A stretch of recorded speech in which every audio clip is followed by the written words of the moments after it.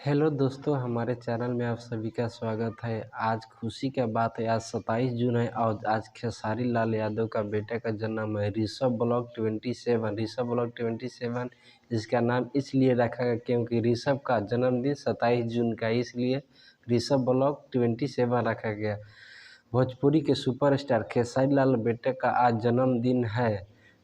हमारे तरफ से ऋषभ बाबू को ढेर सारी शुभकामनाएं। जियो हजारों साल ऐसे ही अपने पिताजी का और दादाजी का नाम करते रहे। कम समय में सबसे ज़्यादा सब्सक्राइबर ब्लॉग पे ऋषभ बाबू 2,82,000 सब्सक्राइबर कंप्लीट कर लिए हैं। ऋषभ बाबू इतना पॉपुलर हो गए। ऋषभ बाबू का सपोर्ट करने वाला यहाँ अमरपाली दुबे, खेसारी लाल यादव, यामिनी सिंह है।